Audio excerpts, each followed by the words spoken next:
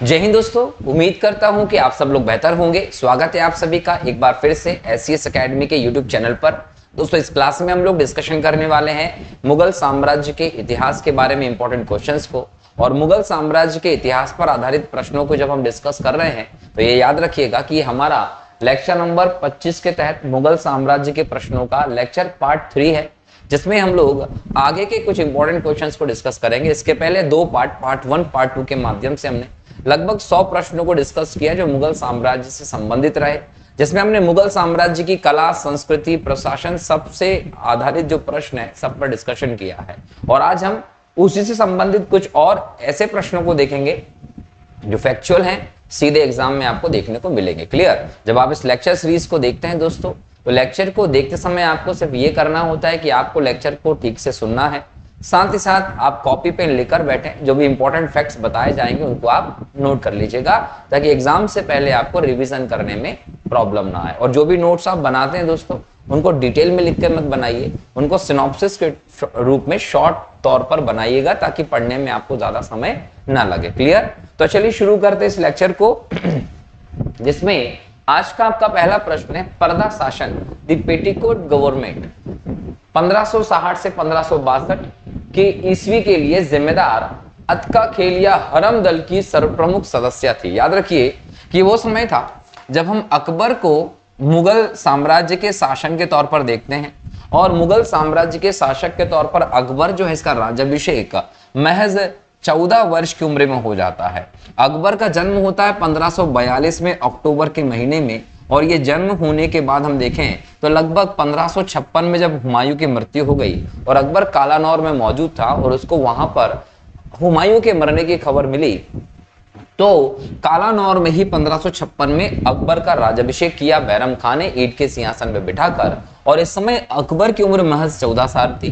अब 14 साल की उम्र में एक अल्पवयस्क बच्चे के तौर पर, एक शासक के तौर पर अकबर दिखाई पड़ता। और इसी समय हेमू के साथ पानीपत का सेकंड युद्ध भी हो जाता है। और ये पानीपत का सेकंड युद्ध था दोस्तों, ये अकबर की सेना लड़ती है, ये भी आप लोगों को ध्यान रखना है। इसके बारे में हमने पहले के लेक्चर में डिटेल में बात भी की है। यहां पर याद रखिए कि अकबर के इस अल्पवयस्क आयु में शासक बनने के बाद इसके पूरे कार्यकाल को आप 3 भागों में बांटते हैं। 3 भागों में जब आप बांटते हैं तो पहले को आप लिखते हैं दोस्तों संरक्षण का काल।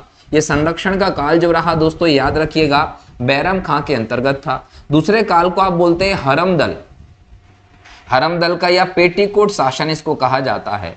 ये पेटीकोट शासन का जो काल होता है वो लगभग मानकर चलिए 1560 से लेकर 1562 तक होता है। और संरक्षण का काल जो होता है ये 1556 से 1560 तक होता है। अगर हम यहाँ पर देखें तो अकबर 14 साल की उम्र में शासक बना, 1560 तक इसकी उम्र जो है वो 18 साल हो जाती है, 62 तक लगभग 20 साल का हो जाता है, अकबर मैच्योरिटी आ जाती है। और यहाँ से फिर तीसरा जो काल होता है वो 1562 से लेकर 1605 तक अकबर का स्वतंत्र शासक के तौर पर काल रहता है, जिसमें वो साम्राज्य विस्तार हो, अपनी अलग राजपूत नीति हो, धार्मिक नीति हो, आदि चीजों पर काम करता है, जिसके बारे में हम पहले डिस्कस कर चुके हैं। अब यहाँ देखिए संरक्षण के काल में बैरम खां जो है वो हेड होता है अकबर के लिए। तो यहां पर माहम अंगा जो होती है, माहम अंगा वो हरम दल की यहां पर प्रधान होती है। माहम अंगा अकबर की दूधमा कहलाई थी, ये भी याद रखिएगा। और यहां पर अकबर स्वतंत्र होता है। तो माहम अंगा का जो बेटा है उसका नाम आदम खां है, ये भी आप लोगों को ध्यान रखना है। महामंगा की महत्वाकांक्षा थी कि आदम खां को राजा बना दिया जाए, उसके लिए अकबर को अपने रास्ते से हटाना पड़ेगा।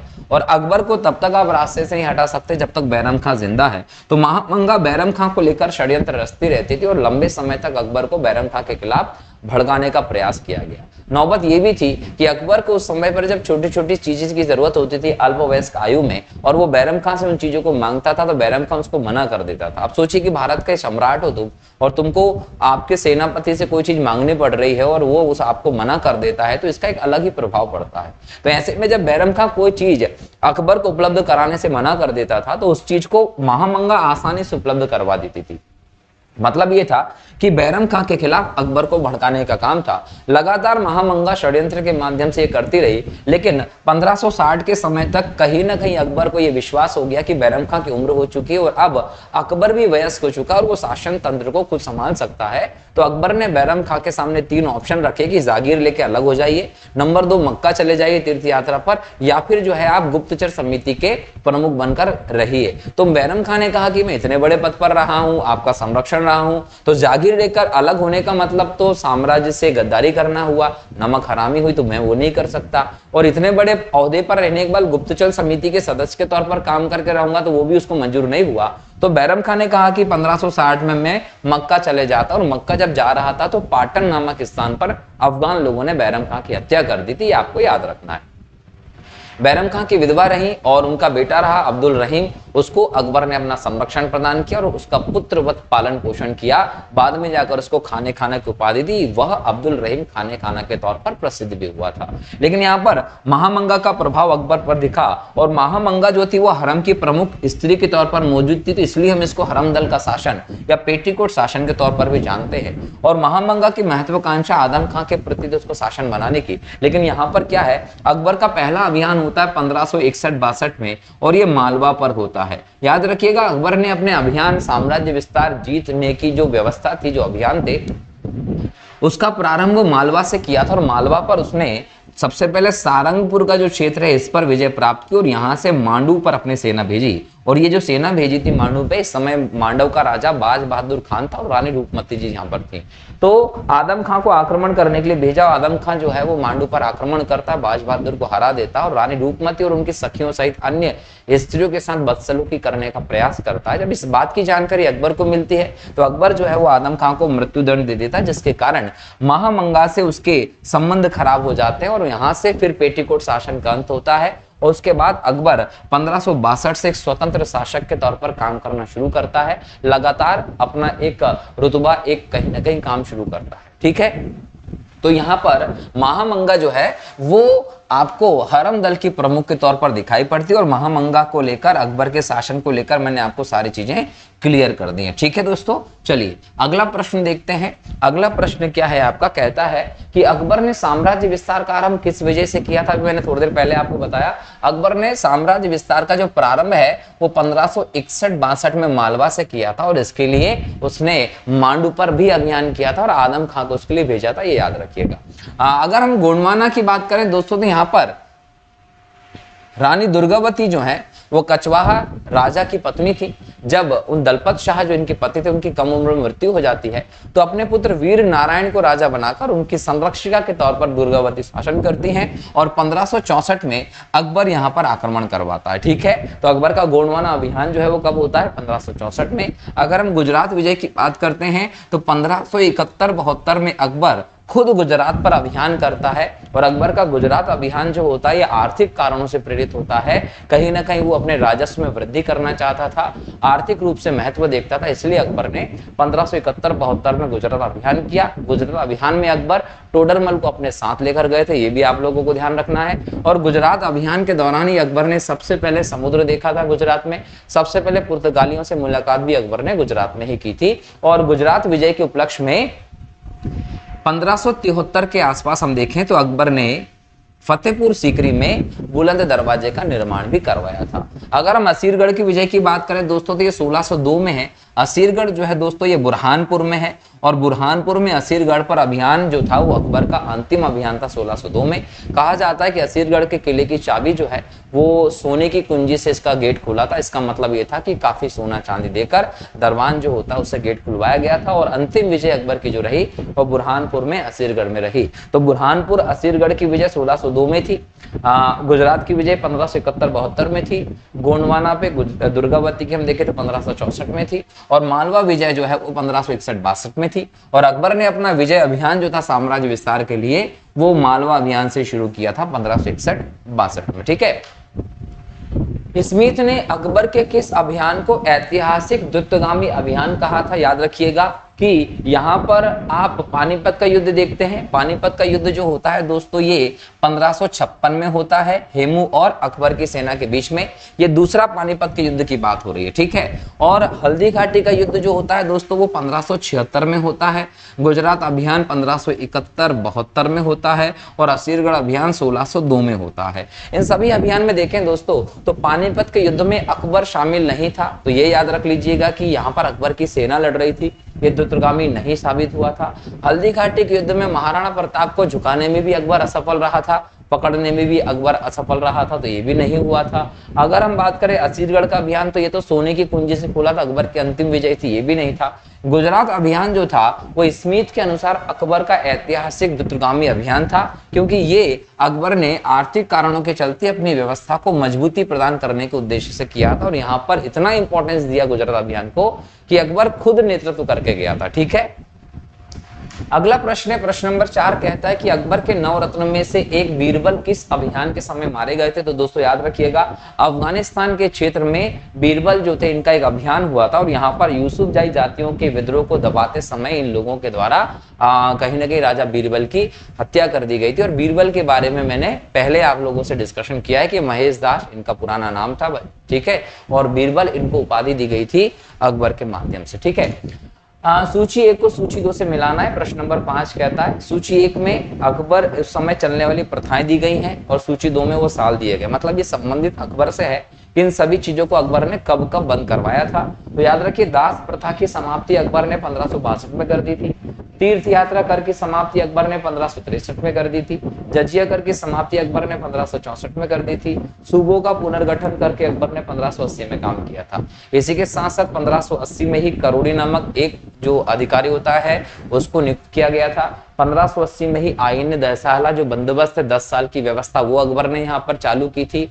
इसके अलावा याद रखिएगा कि अकबर जो है इसने 1573 के आसपास बुलंद दरवाजे का निर्माण करवाया था। 1575 के आसपास फतेहपुर सीकरी में इबादत खाने का स्थापना करवाई थी। इसके अलावा 1578 में उस इबादत खाने के दरवाजे सभी के लिए खोल दिए थे। 1582 में अकबर ने दीन इलाही जो एक धर्म है वो बनाया था। 1583 में सॉरी इलाही संवत की स्थापना अकबर के द्वारा की गई थी। और 1579 के आसपास अकबर ने मजहर नामे की भी घोषणा की थी, ये आप लोगों को ध्यान रखना, ठीक है। सूची 1 को सूची 2 से मिलाना है। एक तरफ अकबर के द्वारा स्थापित की गई व्यवस्था है और एक तरफ उसके सन है। इबादत खाने की स्थापना 1575 में, मजहर की घोषणा 1579 में, नौरोज उत्सव का पुनरुद्धार 1580 में, दीन इलाही की घोषणा 1582 में, ठीक है, और इलाही संवत 1583 में, ठीक। अगला प्रश्न है सूची 1 को सूची 2 से मिलाना है। एक तरफ दी है बंदोबस्त व्यवस्थाएं और एक तरफ उनका साल दिया जो अकबर के द्वारा शुरू किया गया है। करोड़ी नामक अधिकारी की नियुक्ति कब की गई? 1573 में करोड़ी नामक अधिकारी की नियुक्ति के प्रावधान मिलते हैं, याद रखिएगा। सॉरी इसको थोड़ा सुधारिए, करोड़ी नामक अधिकारी की नियुक्ति 1580 में की गई थी। और ये भी याद रखिएगा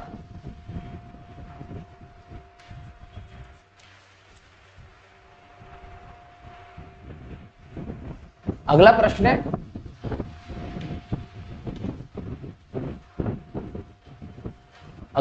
प्रश्न नंबर 7 कहता है सूची 1 को सूची 2 से मिलाना है। एक तरफ व्यवस्थाएं दी गई, एक तरफ उनका सन दिया गया, इनका संबंध अकबर से है।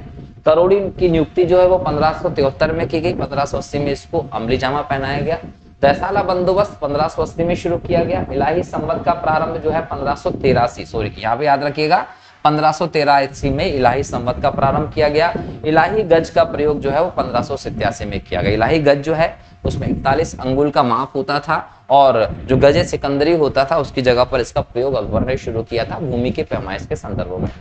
अगला प्रश्न है अकबर ने किसे कविराय या कविराज की उपाधि दी थी? तो याद रखेंगे बीरबल जो था वो अकबर के 9 रत्नों में शामिल था और कहीं ना कहीं अकबर के समय पे एक विद्वान व्यक्ति था, इसे अकबर ने कविराय की उपाधि दी थी, याद रखेंगे, ठीक है। जहांगीर के निर्देश पर किसने अबुल फजल की हत्या कर दी थी? तो याद रखिएगा वीर सिंह बुंदेला जो है उसने जहांगीर के नेतृत्व में कहीं ना कहीं जहांगीर के निर्देश पर अबुल फजल की हत्या कर दी थी। ये वो समय था जब 1599 के आसपास हम देखते हैं कि सलीम जो है अपने पिता के खिलाफ विद्रोह करके भाग जाता है और भागने के बाद वो बुंदेलखंड के क्षेत्र पर रुकता है। अब यहाँ पर कहीं ना कहीं अबुल फजल जो है इसको भेजते हैं कौन, बोल सकते हैं कि अकबर उनको लेने के लिए। और इसके बाद कहीं ना कहीं जहांगीर जो है, सलीम जो है वो वापस अकबर के पास आ भी जाता है। माफी वाफी मांगने के बाद जो है वो अकबर उसको माफ भी कर देता है। लेकिन कहीं ना कहीं ये माना जा रहा था कि राजकुमार सलीम जो है उन्होंने 1602 में आदेश दिया कि अबुल फजल को मार दिया जाए, और चूंकि इसलिए आदेश दिया गया क्योंकि जहांगीर की मंशा ज्यादा थी, वो अकबर की मृत्यु के पहले ही, मतलब पहले ही वो राजा बनना चाहता था। अब पहले ही राजा बनने की महत्वाकांक्षा जो उसकी होती थी, उसके चलते उसको अबुल फजल और इनको मारने की नौबत आ रही थी। तो उसने वीर सिंह बुंदेला जो इनको आदेश दिया कि आप अबुल फजल को मार दीजिए, तो इन्होंने 1602 में मार दिया था। ठीक है। अकबर ने किसे कंठाभरण वाणी विलास की उपाधि दी थी?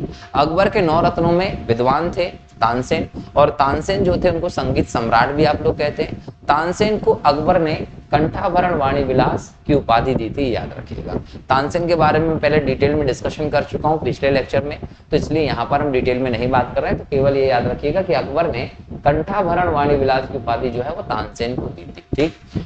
मुगल वंश के संदर्भ में पिता के रहते बादशाह पद प्राप्त करने का प्रथम प्रयास किसने किया? देखिए, प्रथम प्रयास की बात हो रही है, तो प्रथम प्रयास जहांगीर ने किया था। और इसके लिए 1602 में जब अबुल फजल बीच में आया तो वीर सिंह बुंदेला से अबुल फजल की भी हत्या करवा दी थी जहांगीर ने। हालांकि 1605 में जब अकबर की मृत्यु हुई, उसके बाद जहांगीर जो है वो अकबर का उत्तराधिकारी बनता है। लेकिन ये प्रथम व्यक्ति था जिसने पिता के रहते बादशाह का पद प्राप्त करने का प्रयास किया। बाद में हम बात करते हैं दोस्तों, तो जहां शाहजहां ने भी अपने पिता के खिलाफ लगभग 1622 के आसपास विद्रोह किया था। जिस प्रकार से जहांगीर ने अकबर के खिलाफ विद्रोह किया था और पहले राजा बनने का प्रयास किया, उसी प्रकार से शाहजहां ने भी 1622 के आसपास जहांगीर के खिलाफ विद्रोह करके खुद राजा बनने का प्रयास किया था। शाहजहां के खिलाफ औरंगजेब भी विद्रोह किया और पहले वो राजा बन ही चुका था, उसने प्रयास नहीं किया, वो पहले राजा बन ही चुका था। तो ये अलग अलग एग्जाम्पल्स हम लोगों को देखने को मिलते हैं। तो शाहजहां ने भी प्रयास किया था, औरंगजेब ने किया था, लेकिन सबसे पहले ये परंपरा शुरू की थी जहांगीर ने इस विद्रोह करके। ठीक है। अगला प्रश्न है, शासक बनने के बाद 12 अध्यादेश जारी करने वाला मुगल बादशाह कौन था? याद रखिएगा, जहांगीर जो है वो 1605 में अकबर की मृत्यु के बाद राजा बनता है। और राजा बनने के बाद इसका प्लान ये था कि एक तो ये जनता का प्लस इसके दरबार में जो लोग होते थे उनका समर्थन प्राप्त करना चाहता था। भाई जहांगीर एक ऐसा व्यक्ति था ना जिसने पहली बार मुगलों में ये प्रयास किया था कि पापा के जिंदे रहते मैं शासक बन जाऊं, और इसके लिए उसने विद्रोह भी किया था। तो कहीं ना कहीं जनता में और दरबारियों में उसकी इमेज प्रभावित हुई थी। तो इसने क्या किया, जनता में और दरबार जो के लोग थे उनमें अपनी इमेज को और अच्छा बनाने के लिए शासक बनने का 12 अध्यादेश जारी किए, और साथ ही साथ इसने एक न्याय की जंजीर भी लगवाई कि कोई भी व्यक्ति उस न्याय की सोने की जंजीर के माध्यम से न्याय की मांग कर सकता था। और जहांगीर ने अपने आप को ऐसा करके न्यायप्रिय शासक होने की व्यवस्था के अंतर्गत भी लाया। इल्तुतमिश जब सल्तनत काल में गुलाम वंश का शासक बना था तो उसने संगमरमर के शेरों के गले में 2 घंटी बांध दी थी जिसको बजाकर कोई भी न्याय की मांग कर सकता था। ऐसा ही स्टेप जो वो जहांगीर के द्वारा न्याय की जंजीर लगाकर किया गया। और अगर हम इन 12 अध्यादेशों की बात करें दोस्तों, तो इसमें इंपॉर्टेंट था कि इसने तंबाकू पर प्रतिबंध लगा दिया था। याद रखिए, तंबाकू पर प्रतिबंध लगाने वाला शासक अगर कोई था तो अपने अध्यादेश के माध्यम से वो जहांगीर था। इसने तंबाकू पर पूरी तरीके से प्रतिबंध लगा दिया था कि कोई भी तंबाकू का प्रयोग ना करेगा। इसके अलावा इसने क्या किया, अपने क्षेत्र में रक्षा बंधन बनाने का, प्लस दीपावली के दिन जुआ खेलने की इजाजत दी। याद रखिएगा, जुआ खेलने की अनुमति दी थी। आपको वहां पर जुआ खेलने की नॉर्मली अनुमति नहीं थी, लेकिन दीपावली के समय पर जुआ खेलने की अनुमति दी जहांगीर ने। रक्षाबंधन बनाने की अनुमति किसने दी? जहांगीर ने। इसके अलावा जहांगीर ने क्या किया कि मंदिर जो होंगे, मंदिर निर्माण पर रोक नहीं होगी। पहले क्या था कि मंदिर निर्माण पर रोक होती थी, लेकिन जहांगीर ने बोला कि मंदिर निर्माण पर किसी प्रकार की कोई रोक नहीं होगी। इसके अलावा जहांगीर ने गौ हत्या पर प्रतिबंध वाला जो निर्णय पहले से चल रहा था उसको कंटिन्यू रखा कि गौ हत्या नहीं की जाएगी। इसके अलावा यह कहा गया कि रविवार को मांस नहीं खाएंगे, ये अध्यादेश भी जारी किया था। तो ऐसे 12 आदेश जो थे वो जहांगीर ने जारी किए थे प्रजा के लिए। आप रविवार को मांस क्यों नहीं खाएंगे? क्योंकि रविवार के दिन ही जहांगीर राजा बना था और रविवार के दिन अकबर का जन्मदिन होता था। तो इन दोनों वजह से कहीं ना कहीं रविवार को चुना गया था, ये ध्यान रखिएगा। इस प्रकार से कहीं ना कहीं प्रजा को अपने नियंत्रण में रहने के लिए उस पर अपना प्रभाव जमाने के लिए 12 अध्यादेश जो है वो जहांगीर ने जारी किए थे। किसके समय कांधार हमेशा के लिए मुगलों के हाथ से निकल गया? दोस्तों याद रखिएगा कि कांधार जो है वो 1504 के बाद से बाबर अपने हाथ में लेता है, और ये अकबर के समय हम देखें, हुमायूं के समय देखें तो ये मुगलों के हाथ में रहता है। लेकिन 1622 में एक बार जब जहांगीर के हाथ से ईरानियों ने इस पर कब्जा कर लिया तो दोबारा से कहीं ना कहीं मुगल उस पर नियंत्रण नहीं रख पाए। तो एक तरीके से 1622 में ही जहांगीर के समय कांधार जो था वो मुगलों के हाथ से निकल गया था। और अंत में जब हम देखते हैं औरंगजेब और शाहजहां का शासन था, उसके बाद उनके द्वारा प्रयास किए गए लेकिन कभी भी उसको प्राप्त नहीं कर पाए थे। और कांधार सामरिक दृष्टि से, सुरक्षा की दृष्टि से पश्चिम क्षेत्र पर एक इंपॉर्टेंट क्षेत्र था, इसलिए मुगलों को उसकी जरूरत भी थी। अगला प्रश्न है, सूची 1 को सूची 2 से मिलाना है। एक तरफ दिए गए हैं जहांगीर की पत्नियां और एक तरफ दी गई उनकी उपाधियां। एक है मानबाई, मानबाई को शाह बेगम की उपाधि दी थी, जगत गोसाई को जोधाबाई की उपाधि दी थी, और मेहरुन निसा को नूर महल और नूर जहां की उपाधि दी थी। मेहरुन निशा इसमें सबसे ज्यादा इंपॉर्टेंट मानी गई थी। मेहरुन निशा जो है दोस्तों वो शेर अफगान की विधवा थी। अपने बंगाल अभियान के दौरान शेर अफगान को मारकर हुमायूं ने उसकी विधवा मेहरुन निशा से शादी कर ली और उसे नूर जहां या नूर महल की उपाधि दे दी। और बाद में कहीं ना कहीं देखें तो नूर जहां जो है वो हुमायूं के रहते हुए भी एक प्रकार से शासिका के तौर पर काम कर रही थी, जिस पर हम आगे बात करेंगे। मैंने अपना राज्य अपनी प्यारी बेगम के हाथों में एक प्याला शराब और एक प्याला शोरबे के लिए बेच दिया, यह उक्ति किसकी है? तो दोस्तों याद रखेंगे ये उक्ति जहांगीर की है। एक्चुअल में जहांगीर जो है उसको शराब की लत थी, जहांगीर को शराब की लत थी और इसी वजह से कहीं ना कहीं जहांगीर मर भी गया। अब जहांगीर ने देखा कि उसने 1610 में बंगाल के क्षेत्र को अपने अधीन कर लिया और इस समय उसने शेर अफगान को मार दिया। 2 शादी पहले से हो चुकी थी। शेर अफगान को मारा और उसकी विधवा जो थी वो मेहरुन निशा थी। इस मेहरुन निशा को इसने क्या किया? अब शादी कर ली। 1611 में इसको ले आया, इसे नूर ए जहां कह दिया और इसे नूर ए जहां के बाद नूर ए महल कह दिया लगभग 1613 तक। मेहरुन निसा को सबसे पहले इसने क्या किया था? नवरोज त्योहार के दिन देखा था और बाद में इसकी सुंदरता से प्रेरित होकर इससे ब्याह कर लिया। अब मेहरुन निसा अर्थात नूर जहां जो है दोस्तों ये एक प्रकार से बदला चाहती थी। इसने क्या किया? अपनी माँ, अपने भाई और जहांगीर के बेटे खुर्रम, क्योंकि वो पहले से ही जहांगीर के खिलाफ विद्रोह कर रहा था, खुर्रम मतलब शाहजहां, तो उन सबको मिलाकर इसने गुट बना लिया और जहांगीर को निपटाने का प्लान किया। और ऐसे में जहांगीर जो है वो कहीं ना कहीं बाद में पछताता है अपनी शराब की लत के कारण कि एक तो शराब की लत में डूबा, उसको पता ही नहीं होता था क्या हो रहा है क्या नहीं। तो ऐसे में जितने भी शासन के काम होते थे, राज्य के जो निर्णय होते थे वो कौन लेती थी? वो नूर जहां लेती थी। तो अपने अंत समय में जहांगीर कहता है कि मैंने अपना राज्य अपनी प्यारी बेगम के हाथों में एक प्याला शराब और एक प्याला शोरबे के लिए बेच दिया था। जो चित्रकला के शत्रु हैं, मैं उनका शत्रु किस मुगल शासक ने कहा था? तो दोस्तों याद रखिएगा कि मुगल चित्रकला का प्रारंभ भले ही आपको बाबर के समय से दिखाई पड़ता है ना, बाबर के समय से दिखाई पड़ता है और अकबर के समय पे इस पे थोड़ी तरक्की देखने को मिलती है।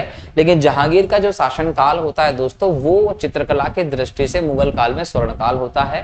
और कहीं ना कहीं जहांगीर ने तो आगा रजा खां के नेतृत्व में एक चित्रशाला विभाग भी बनवा दिया था, ये ध्यान रखिएगा। तो ऐसे में चित्रकला को लेकर जहांगीर जो था बहुत संवेदनशील था, बहुत उसको चाहता था, उसको बढ़ावा देता था। इसलिए कहा कि चित्रकला का जो शत्रु होगा वो मेरा भी शत्रु होगा।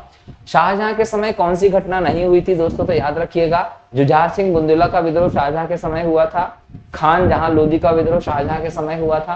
पुर्तगालियों का दमन भी शाहजहां ने किया था। महावत खां का विद्रोह शाहजहां के समय नहीं हुआ था। महावत खां का विद्रोह जहांगीर के समय हुआ था। और महावत खां जो था दोस्तों याद रखिएगा कि ये मुगल राज्य का एक सूबेदार था जिसने जहांगीर के समय पे विद्रोह कर दिया था। शाहजहां का मूल नाम क्या था दोस्तों? तो शाहजहां का मूल नाम खुर्रम था। ये खुर्रम जो था वो दक्षिण में जहांगीर के समय में अहमदनगर के क्षेत्र में एक विद्रोह हो गया था, उस विद्रोह को दमन करने के लिए गया।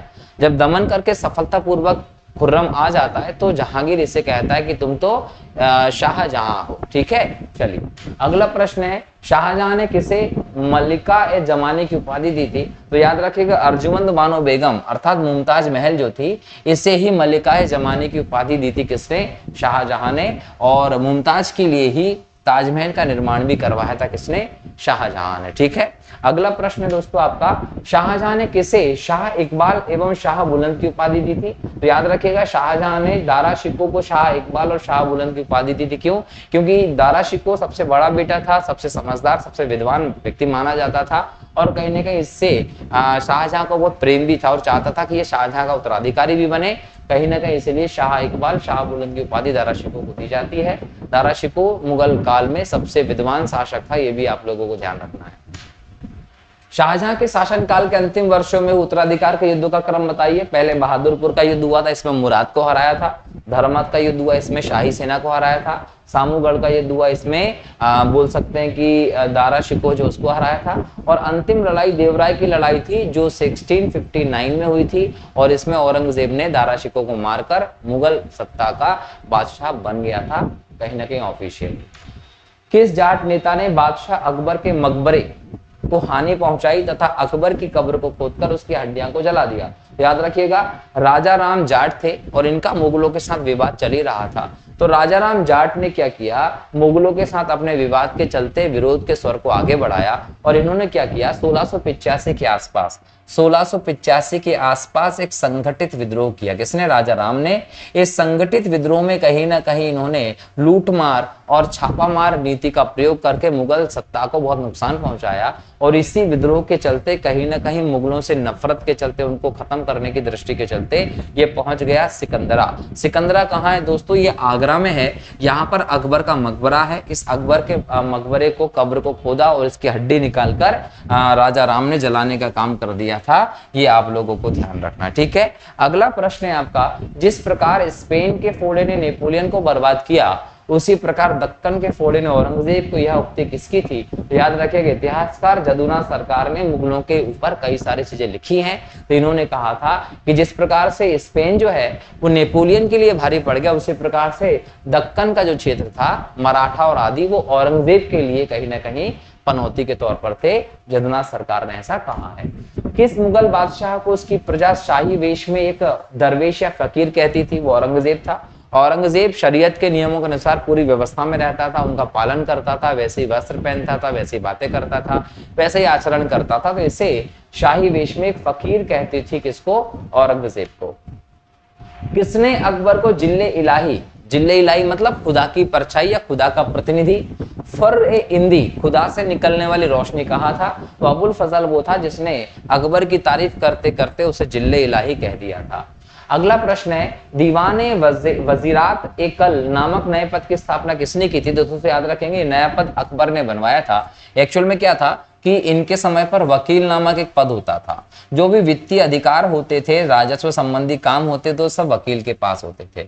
अब वकील जो है इस पर काम करता था, लेकिन इसके लोड को कम करने के लिए, व्यवस्था को बदलने के लिए अकबर ने ये दीवाने वजारत नाम का पद बनाकर और इसे पूरा वित्तीय काम जो था वो सौंप दिया था, और इस पद पर सबसे पहली बार मुजफ्फर खान को बिठाया था। ठीक है, अगला प्रश्न है, अकबर के समय मुगल सूबों की संख्या 15 थी, तो ये औरंगजेब के समय कितनी हो गई? तो 21 हो गई थी, क्योंकि इसने दक्षिण में कई सारे क्षेत्रों को जीत लिया था। हस्तांतरण के लिए आरक्षित भूमि को मुगल में क्या कहा जाता था? पैबाकी या पायबाकी। पैबाकी या पायबाकी मुगल काल में वो भूमि होती थी जो हस्तांतरण के लिए आरक्षित होती थी। विशेष तौर पर उस भूमि को कई सारे शासन के सैनिकों के माध्यम से सुरक्षित किया जाता था, ताकि वो किसी के कब्जे में ना चली जाए। और ऐसी जो भूमि होती थी, इसे ना तो जागीर भूमि के तौर पर आप ले सकते थे, ना ऐसी भूमि को खालसा भूमि के तौर पर आप ले सकते थे, क्योंकि ये हस्तांतरण के लिए भूमि संरक्षित होती थी। मनसबदारी व्यवस्था में 2 अस्पा या 3 अस्पा व्यवस्था का प्रचलन किसने किया? तो याद रखिएगा, मनसबदारी व्यवस्था जो है वो अकबर के द्वारा शुरू की गई थी, और प्रारंभ में ये एकल व्यवस्था के तौर पर शुरू की गई थी। बाद में इसमें जात प्लस सवार 2 पद जोड़ दिए गए थे। जात जो था वो ओहदे को बताता था, और सवार जो था वो घुड़सवार की संख्या को बताता था। इसका मतलब ये था कि घुड़सवार की संख्या ओहदे के हिसाब से निश्चित होती थी प्रारंभ में, लेकिन जहांगीर ने इस व्यवस्था में बदलाव किया और उसमें 2 अस्पा और 3 अस्पा व्यवस्था छोड़ दिया। 2 अस्पा का मतलब ये था कि इसी ओहदे पर रहते हुए दो गुना घुड़सवार रखने होंगे। 3 अस्पा का मतलब था कि उसी ओहदे पर रहते हुए 3 गुना सैनिक रखने होंगे। तो 3 गुना और 2 गुना सैनिक रखने की व्यवस्था उसी जात के हिसाब से, उसी जात के सैनिक को क्या बोला गया कि 2 अस्पा के अंतर्गत आपको 2 गुना और 3 अस्पा के अंतर्गत आपको 3 गुना सवार रखने पड़ेंगे, जिससे कि मुगलों की जो घोड़े वाली सेना है वो मजबूत हो सके, उनको सुरक्षा प्रदान कर सके। तो उसमें वृद्धि करने के लिए पद में किसी भी प्रकार का परिवर्तन किए बिना सेना की संख्या में वृद्धि करने के लिए जहांगीर ने यह कदम उठाया था। मुगल स्थापत्य कला के संदर्भ में पिटराडूरा क्या है दोस्तों, याद रखिएगा पिटराडूरा एक कला है। विशेष तौर पर यह चित्रकला का एक रूप होता है जिसको पिटराडूरा चित्रकला के तौर पर आप जानते हैं। ये चित्रकला हमारी नहीं है, ईरान साइड की, पश्चिम की, मध्य एशिया की चित्रकला है, जिसमें संगमरमर के पत्थर पर जवाहरात से की गई जड़ावट का काम किया जाता है। अब इसमें क्या होता है कि पिटराडूरा में ये एक ऐतिहासिक कला है और इस कला में क्या करते हैं कि छोटे छोटे कटे हुए, टुकड़े हुए, तरासे हुए, चमकदार जो रंगीन पत्थर होते हैं, जो रत्न होते हैं दोस्तों, उनको यूज किया जाता है और इस पत्थरों को एक संगमरमर के उस पर चिपकाकर एक चित्रकारी की जाती है।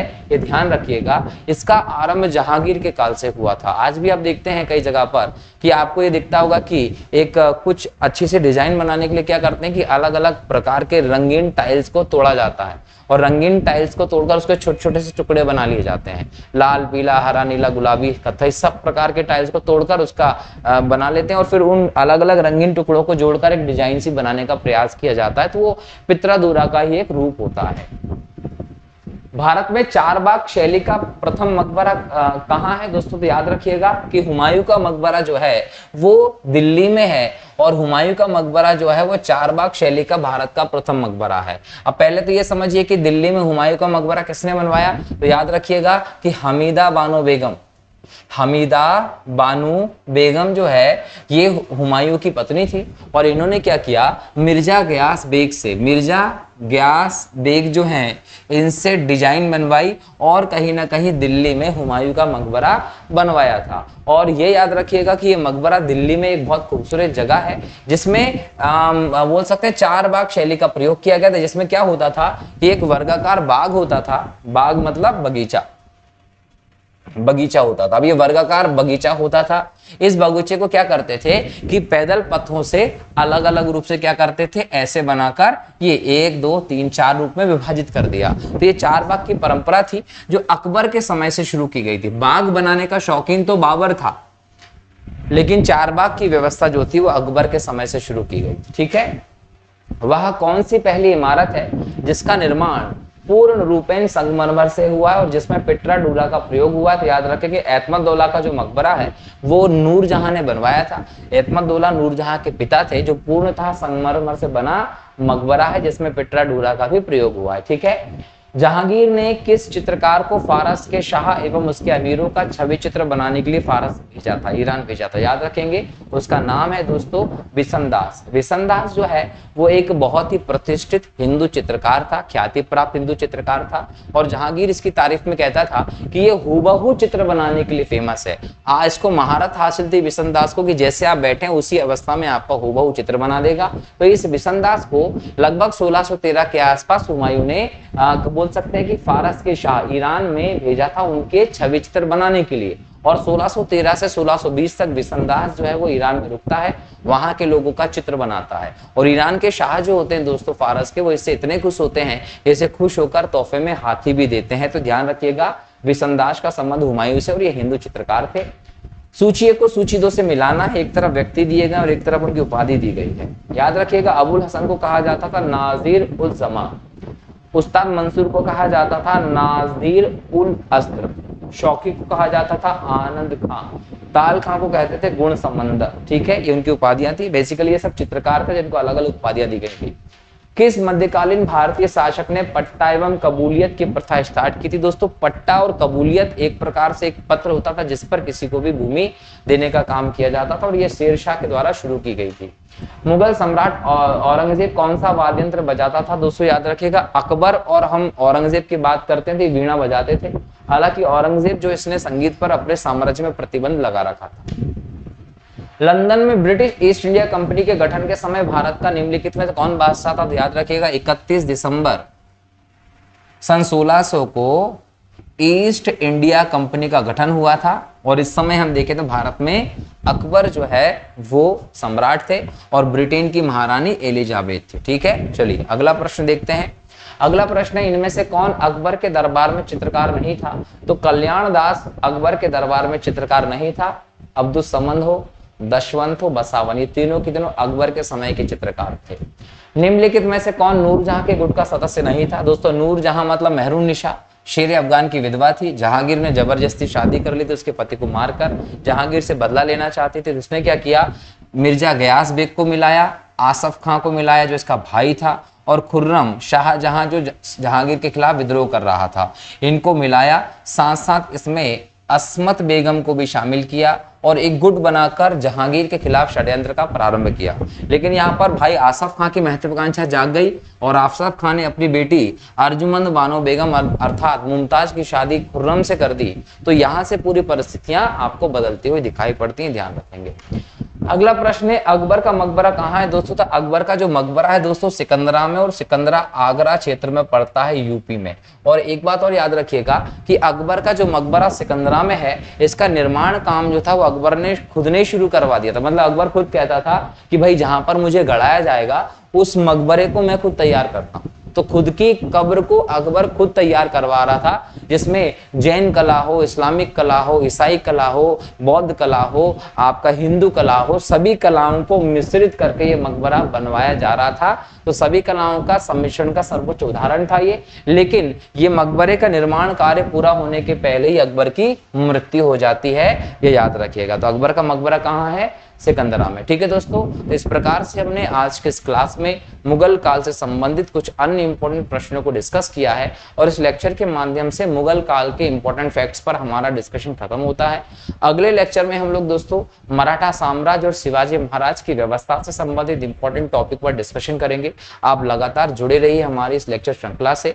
मैं आपसे प्रॉमिस करता हूं कि जो एमपीपीएससी का सिलेबस है प्रीलिम्स का, या फिर हम अन्य एक दिवसीय परीक्षाओं की बात करें, उन सब की दृष्टि से हम हमारे इस लेक्चर श्रृंखला के माध्यम से इस प्रकार की तैयारी कर लेंगे कि जीके से संबंधित प्रश्न आपके बिल्कुल भी नहीं छूटने वाले हैं। ठीक है, तो इस तैयारी को कंटिन्यू करने के लिए लगातार हमारे इस लेक्चर श्रृंखला से जुड़ते रहिए, लगातार हमारे यूट्यूब चैनल को देखते रहिए। और जिन्होंने हमारे चैनल को सब्सक्राइब नहीं किया है दोस्तों, वो चैनल को प्लीज सब्सक्राइब करिए।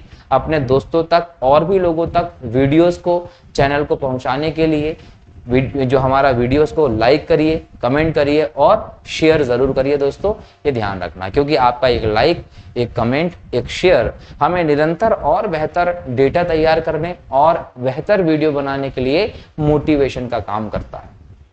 हमारे लिए आपकी तरफ से सिर्फ यही एक चीज जो है वो जरूरी है, जो आपको करना चाहिए दोस्तों। ठीक है, इसके अलावा आपके सुझाव, आपके डाउट्स बिल्कुल आप भेज सकते हैं, कमेंट करके भेज सकते हैं, इंस्टाग्राम पे भेज सकते हैं, आप टेलीग्राम चैनल के लिंक है उस पर भेज सकते हैं, डायरेक्ट व्हाट्सएप से भी भेज सकते हैं, ये ध्यान रखिएगा। ठीक है, तो मिलता हूं अगले लेक्चर में नए टॉपिक के साथ, नए प्रश्नों के साथ। तब तक के लिए बहुत बहुत शुक्रिया दोस्तों।